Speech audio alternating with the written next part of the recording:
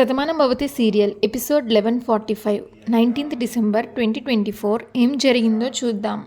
ఊర్మిళ రూమ్లోకి వెళ్ళి కబోర్డ్లో బాను చీరలు, టెడ్డీ బేర్, ఇంకా బాను బొమ్మలు అవన్నీ తీసి సూట్ కేసులో పెట్టి సర్దుతుంది. అప్పుడు మనోహర్ వచ్చి ఊర్మిళతో, ఏంటి ఊర్మిళ ఇవన్నీ ఎందుకు సర్దుతున్నావు అని అడుగుతాడు.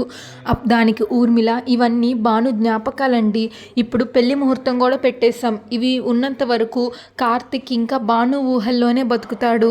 కార్తిక్ నీలిమతో సంతోషంగా ఉండాలి, తన జీవితంలో ఆలోచనల్లో నీలిమ మాత్రమే ఉండాలి, అందుకనే ఈ జ్ఞాపకాలని దూరంగా తీసుకెళ్దామని నేను ఆలోచించుకున్నాను అని అంటుంది ఊర్మిళ.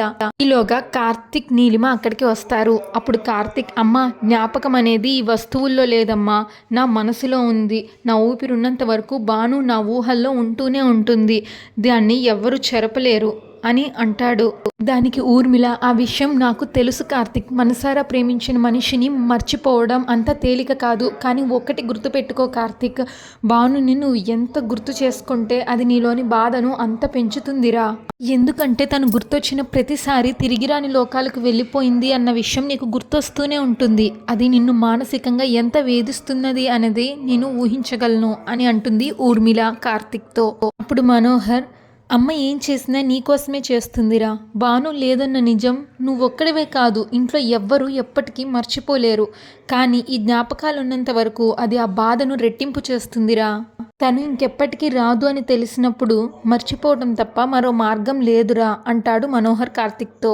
ఈలోగా నీలిమ, మీకు అడ్డొస్తున్నందుకు నన్ను తప్పుగా అనుకోవద్దు, కానీ మనకి సర్వస్వం అనుకున్న మనిషి వెళ్ళిపోయినా తను మన మనసులోనే ఉంటుంది, కార్తిక్కి బాను మనసులో ఎప్పటికీ ఉంటుంది, ఈ ఇంట్లో ఉన్న ప్రతి వస్తువులోనూ తనకి బానుయే కనిపిస్తుంది, అది తన హక్కు, ఈ ఇల్లే బాను అయినప్పుడు ఇంకా బానుయే ఉండాలంటీ అని అంటుంది నీలిమ.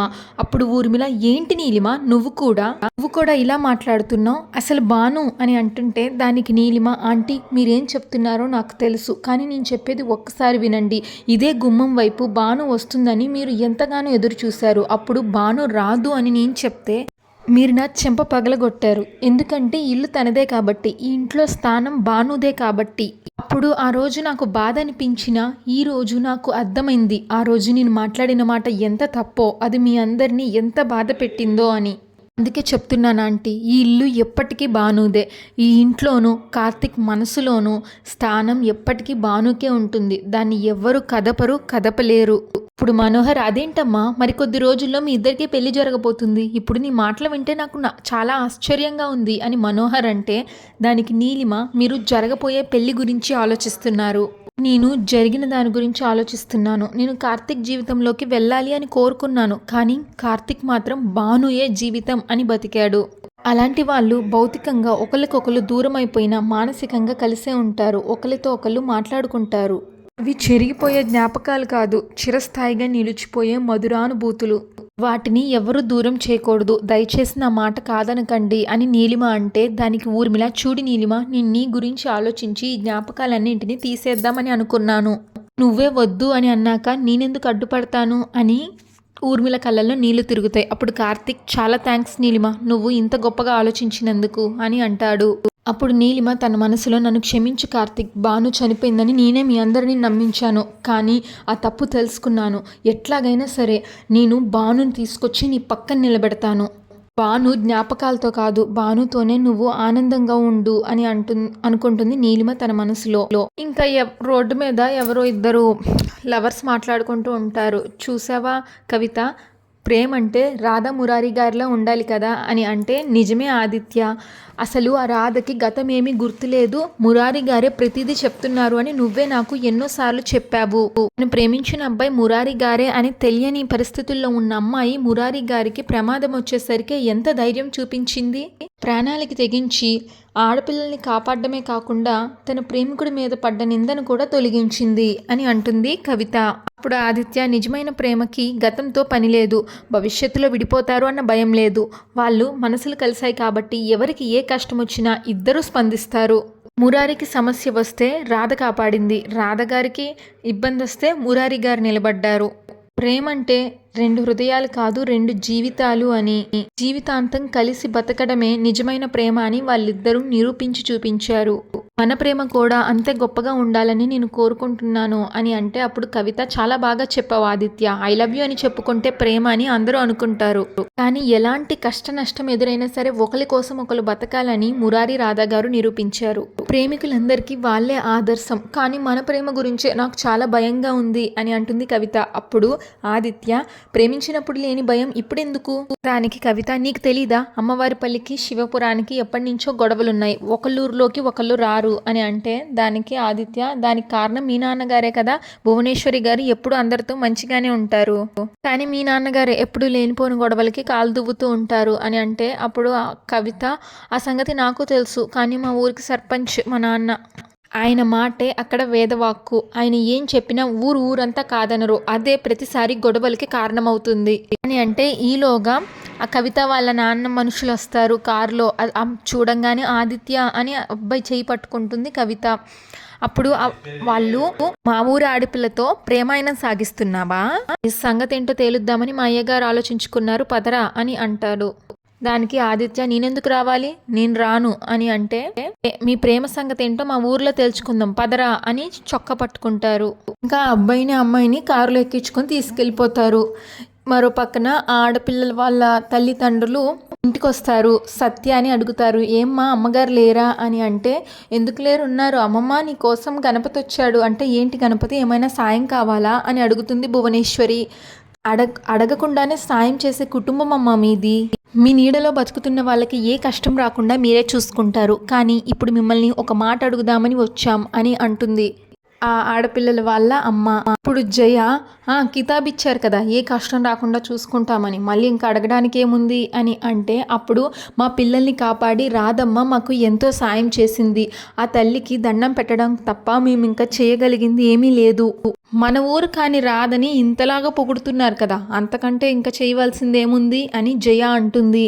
భువనేశ్వరి, జయ నువ్వాగు అని అంటుంది. అప్పుడు భువనేశ్వరి, రాధ గురించి మీరేం చెప్పాలనుకుంటున్నారు చెప్పండి అని అంటే, అదే అమ్మ, ఆ అమ్మకి ఎవరు లేరు అని తనే చెప్పింది, అత్తవారింటి వాళ్ళు శ్రీమంతం చేయకూడదు, పుట్టింటి వాళ్ళు చేయాలి, ఈ ఊరంతా రాధమ్మని మా బిడ్డలాగా అనుకుంటున్నాం, అందుకే ఆ తల్లికి శ్రీమంతం చేయాలి అని అనుకుంటున్నాం అని అంటారు ఆ ఆడపిల్లల వాళ్ళ మమ్మీ డాడీ. దానికి సత్య, మీరే మా అమ్మమ్మ దయాదాక్షిణ్యాల మీద బతుకుతున్నారు, మీరు రాధకి శ్రీమంతం చేస్తారా అని అంటే దానికి భువనేశ్వరి, తప్పు సత్య, అలా మాట్లాడకూడదు, ఎవరు దయాదాక్షిణ్యాల మీద బతకరు, మనుషులన్నాక ఒకరికొకళ్ళు అవసరానికి సహాయం చేసుకుంటాం అంతే అని అంటుంది. ఇప్పుడు జయ, అది సరేనమ్మా, కానీ ఈ ఇంటితో ఈ ఊరితో సంబంధం లేని మనిషి కోసం అందరూ ఎందుకు ఆలోచించడం అని అంటుంది. అప్పుడు ఆ ఆడపిల్లల వాళ్ళ మమ్మీ డాడీ, సంబంధం లేదు అని అంటారేంటమ్మా, ఈ ఇంటికి కాబోయే కోడలు అని అనుకుంటున్నాం, ఈ ఊరి కోసం ఆలోచించే ఆడపిల్లకి ఈ ఊరు వాళ్ళు చేయాల్సిన ముచ్చట్లు ఉంటాయి కదమ్మా, అవి చేద్దాం అనుకుంటున్నామమ్మా అని అంటారు. అమ్మగారి మాట కోసం ఎదురు చూస్తున్నాం అని వాళ్ళంటే భువనేశ్వరి, ఇందులో నేను అడ్డు చెప్పేదేముంది, రాధకు అభ్యంతరం లేకపోతే అలాగే చెయ్యండి అని అంటుంది. అప్పుడు మురారి, చూసావా రాధా, వీళ్ళందరూ నీ గురించి ఆలోచిస్తున్నారు, నీ మాట కోసం చూస్తున్నారు అని అంటాడు. ఈలోగా డాక్టర్ భార్గవి ఏడ్చుకుంటా పరిగెత్తుకొని వస్తుంది. మురారి అని అంటుంది. ఏంటి భార్గవి, ఏమైంది అని మురారి అడిగితే, నువ్వే నా తమ్ముడిని కాపాడాలి, ఆ శివపురం వాళ్ళు ఎత్తుకుపోయి కట్టేసి కొడుతున్నారు, నా తమ్ముడు మంచివాడే కదా, మీ అందరికీ తెలుసు కదా, దయచేసి వాడిని ఎలాగైనా మీరే కాపాడాలి అని భార్గవి అంటుంది. అప్పుడు జయ, ఏంటి భార్గవి నువ్వు అనేది, అమ్మవారి పల్లికి శివపురానికి పడదని నీకు తెలుసు కదా, ఆ ఊరి మనుషులు ఇక్కడికి రారు, ఈ ఊరి మనుషులు ఆ ఊరి పొలిమేర కూడా దాటరు, అలాంటిది నీ తమ్ముడిని వాళ్ళు తీసుకొని కొడుతుంటే అక్కడికి వెళ్ళి ఎవరు కాపాడతారు అని అంటుంది జయ. అప్పుడు భువనేశ్వరి, ఏం మాట్లాడుతున్నావు జయ, ఆదిత్య ఎలాంటి వాడు అనేది మనందరికీ తెలుసు కదా, అలాంటి వాడిని వాళ్ళు ఎత్తుకెళ్ళి కొడుతున్నారు అంటే ఇలాగేనా నువ్వు మాట్లాడేది? ఇప్పుడు మురారి, నువ్వేం భయపడకు భార్గవి, తప్పు లేకుండా తీసుకెళ్తే ఊరుకునే ప్రసక్తే లేదు, 2 ఊర్లకి పడకపోవచ్చు, కానీ మన ఊరు వాళ్ళని తీసుకెళ్లి కొడుతుంటే ఇక్కడ చేతులకి గాజులు తొడుక్కొని ఎవ్వరూ లేరు అని అంటాడు మురారి కోపంగా. నేను వెళ్ళి మాట్లాడతాను అని మురారి అంటే సత్య, మావయ్య అనవసరమైన గొడవల్లోకి నువ్వెందుకు అని అంటే భువనేశ్వరి, సత్య నువ్వు చిన్నపిల్లవి, చిన్నపిల్లలాగా ఉంటే మంచిది అని అంటుంది. అప్పుడు మురారి, అమ్మ నేను తీసుకున్న నిర్ణయం తప్పు కాదు కదా అని అడుగుతాడు. అప్పుడు భువనేశ్వరి, లేదు కిట్టయ్య, మన ఊరి మనిషిని తీసుకెళ్లారు అంటే వాళ్ళకి ఎంత గుండె ధైర్యం ఉండాలి, ఆ సర్పంచ్ ఏం ఆశించి ఇదంతా చేస్తున్నాడో నేను కూడా తెలుసుకుంటాను పద అని అంటుంది. నువ్వేం భయపడకు భార్గవి, బలం ఉంది కదా అని ఏదైనా చేయగలను అని అనుకుంటున్నాడు. బలగం ఉంది కదా అని మన ఊరి వాడిని ఎత్తుకెళ్లారు, కానీ ఒక అమాయకుడిని తీసుకెళ్లి కొడితే ఊరుకునే ప్రసక్తే లేదు. నువ్వు ధైర్యంగా ఉండు అని అంటుంది భువనేశ్వరి భార్గవితో. ఆదిత్యకి ఏం కాదు, నేను మురారి వెళ్ళి మాట్లాడి తీసుకొస్తాం పదకిట్టయ్యా అని వెంటనే వెళ్తారు మురారిను భువనేశ్వరి. ఆదిత్యాన్ని చెట్టుకి కట్టేసి కొడతారు ఆ సర్పంచ్ మనుషులు. ఈలోగా మురారి అక్కడికి వచ్చి ఆ మనుషుల్ని తోసేసి ఆ కట్లిప్పుతుంటే ఆ సర్పంచ్ ఆపుతాడు. మురారి, ఇది మీ ఊరు కాదు, మా ఊరు. ఇక్కడ నా మాట చెల్లుతుంది. నాకు ఒక మాట కూడా చెప్పకుండా నువ్వు వాడికి దగ్గరికి వెళ్ళడానికి వీల్లేదు అని అంటాడు సర్పంచ్. ఇప్పుడు భువనేశ్వరి, అసలు నువ్వు మనిషివేనా? ఆదిత్యని అంతలాగా కొడుతున్నారు, వాడేం తప్పు చేశాడు అని అడుగుతుంది. దానికి ఆ సర్పంచ్ తప్పు చేశాడు కాబట్టి శిక్ష అనుభవిస్తున్నాడు, అది నేను మీకు చెప్పవలసిన అవసరం లేదు అని అంటాడు ఆ సర్పంచ్. ఇప్పుడు మురారి, చూడు ప్రకాష్, రెండు ఊర్ల మధ్యని గొడవని ఆసరాగా తీసుకొని మా ఊరు మనిషిని ఇలా తీసుకొచ్చి గొడ్డును బాదినట్టు బాధితే ఎవరు ఊరుకోరు అని అంటాడు. దానికి ఆ సర్పంచ్, ఏంటి మురారి, నా ఊర్లో నా ఇంటికి వచ్చి నాకే వార్నింగ్ ఇస్తున్నావు అని అంటే ఏ నమ్మకం కలగడం లేదా? నిన్ను ఏ పరిస్థితికి తీసుకొస్తానో నువ్వు కూడా ఊహించలేవు అని బెదిరిస్తాడు మురారి ఆ సర్పంచ్ని. ఇప్పుడు భువనేశ్వరి, మురారి, మనం ఇక్కడికి గొడవ పడ్డానికి రాలేదు, ఆదిత్యాన్ని తీసుకెళ్ళడానికి వచ్చాం అని అంటే ఆ సర్పంచ్, ఎలా తీసుకెళ్తారమ్మా, నేను పంపించాలి కదా. వాడిని పంపించడానికి కాదు తీసుకురాలేదు, వాడు చేసిన పనికి శిక్ష అనుభవించేదాకా వాడు రాడు అని అంటాడు. అప్పుడు మురారి, చూడు ప్రకాష్, ఆదిత్య చేసిన తప్పేంటి? నీ కూతుర్ని ప్రేమించడమా? నీ కూతురు కూడా ఆదిత్యాన్ని ప్రేమించింది కదా. ఆదిత్య మంచివాడు, ఇద్దరు చదువుకున్న వాళ్ళే, వాళ్ళ కుటుంబం కూడా చాలా మంచి కుటుంబం. కలిసిన మనసుల్ని ఒక్కటి చేయాలి అని చూడాలి. ఇంతకంటే గొప్ప సంబంధం నీ కూతురికి ఎక్కడ దొరుకుతుంది? ప్రేమని గౌరవించేవాడు ఆ బంధానికి విలువిస్తాడు. మూర్ఖంగా వెళ్తే నీకు తెలియజెప్పాల్సి వస్తుంది అని మురారి అంటే అప్పుడు ఆ సర్పంచ్, ఏంటి మురారి, మీ వాడు గొప్పవాడు అని చెప్పడానికి ప్రేమ నాటకం ఆడుతున్నావా? వాడు దొంగతనం చేశాడు, అందుకే తీసుకొచ్చి దండిస్తున్నాం అని అంటే అప్పుడు భువనేశ్వరి, తప్పుగా మాట్లాడుతున్నావు ప్రకాష్ అని అంటుంది. ఆదిత్య ఏంటో మా ఊరందరికీ తెలుసు అని భువనేశ్వరి అంటే దానికి సర్పంచ్ ప్రసాద్, మీ ఊరు మనిషి కాబట్టి మీరు వెనకేసుకొస్తున్నాడు, కానీ వాడు దొంగతనం చేసింది మా ఊర్లో, అందుకే ఇక్కడికి తీసుకొచ్చి దండిస్తున్నాం అని అంటాడు. మురారి, నీ కూతుర్ని ప్రేమించాడు అన్న నెపంతో మా వాడి మీద దొంగతనం మోపితే ఎవరు ఊరుకోరు, మీ కూతుర్ని పిలు, తనే చెప్తుంది అని అంటాడు. అప్పుడు దానికి సర్పంచ్ ప్రసాద్, ఆడపిల్ల ఏం చెప్తుందయ్యా, నేను చెప్తున్నాను కదా, ఇక్కడ నా మాటే శాసనం. మురారి, శాసనం చరిత్ర నిలబెట్టేలాగా ఉండాలి, మనసుల్ని విడగొట్టేలాగా ఉండకూడదు. పిలువు నీ కూతుర్ని, అందరి ముందు నిజం తానే చెప్తుంది అని మురారి అంటే సరే అని ఆ సర్పంచ్, జయశ్రీ కవితను తీసుకురా అని అంటాడు. ఇప్పుడు ఆ సర్పంచ్ వాళ్ళ అమ్మాయిని అడుగుతాడు, ఏంటమ్మా నువ్వు ఇతన్ని ప్రేమించావా అని అడిగితే ఆ అమ్మాయి వాళ్ళ నాన్న వైపు చూసి భయపడుతుంది. తనెవరో నాకు తెలియదండి అని అంటుంది. మురారి, చెప్పు కవిత, మీ ఇద్దరు ఒకళ్ళు మనసిచ్చి పుచ్చుకున్నారు కదా, చెప్పు అని అంటే అతనెవరో నాకు తెలియదండి అని అంటుంది కవిత. అప్పుడు భువనేశ్వరి, చూడమ్మా, పెద్దవాళ్ళని గౌరవించడం మంచిదే, కానీ చూడు ఒక్కసారి నువ్వు ప్రేమించిన మనిషి ఎలాంటి పరిస్థితుల్లో ఉన్నాడో చూడు, ఇప్పుడు నువ్వు నిజం చెప్పడం చాలా అవసరం అని భువనేశ్వరి అంటే దానికి ఆ సర్పంచ్, ఏంటి భువనేశ్వరి గారు, ఇది మీ ఊరు కాదు, మీకు నచ్చినట్టు చెప్పడానికి.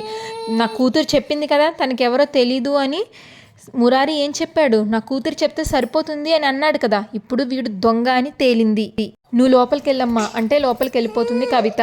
అప్పుడు మురారి, నువ్వు నీ కూతుర్ని భయపెట్టి అబద్ధం చెప్పించావని నాకు తెలుసు ప్రకాష్, మర్యాదగా నిజాన్ని ఒప్పుకో. భువనేశ్వరి, చూడు ప్రకాష్, ప్రేమించడం తప్పు కాదు, అవతలి వాళ్ళు మంచి వాళ్ళైతే ఎలాంటి వాళ్ళని ప్రేమించారు అనేది ఒకసారి చూసి పెద్ద మనసు చేసుకొని వాళ్ళిద్దరిని కలపడం మంచిది అంటే ఆ సర్పంచ్, ఏంటి భువనేశ్వరి దేవి గారు ప్రవచనాలు చెప్తున్నారా, ఇక్కడ వినడానికి ఎవ్వరూ సిద్ధంగా లేరు. అయినా మీ కొడుకు ఒక అమ్మాయిని ప్రేమించాడు కదా, మీరు పెళ్లి కూడా చేయాలనుకున్నారు, తనేమో కనిపించకుండా వెళ్ళిపోయింది, మళ్ళీ తిరిగి వచ్చింది కదా, తను ఒంటరిగా రాలేదంట కదా, కడుపులో ఇంకో బిడ్డను మోస్తూ వచ్చిందంట కదా. మీ బుద్ధేంటో మీ విలువేంటో మీ కోడల రూపంలోనే చెప్తుంది. ఎవరెవరితోనే తిరిగి వచ్చిన అమ్మాయిని ఇంట్లో పెట్టుకున్న మీరు ఎలాంటి వాళ్ళో ఇక్కడ తెలుస్తుంది. మురారి కోపంతో, అరే మా అమ్మనే అంటావా, నిన్ను చంపేస్తాను రా ఈరోజు అంటూ పక్కనున్న కత్తి తీసుకొని వచ్చి ఆ సర్పంచ్ మెడ మీద పెడతాడు. వీటితో ఎపిసోడ్ పూర్తయిపోతుంది. ఇంకా నెక్స్ట్ ఎపిసోడ్ ప్రోమోలో భానును సత్య కారులో వస్తారు అక్కడికి శివపురానికి.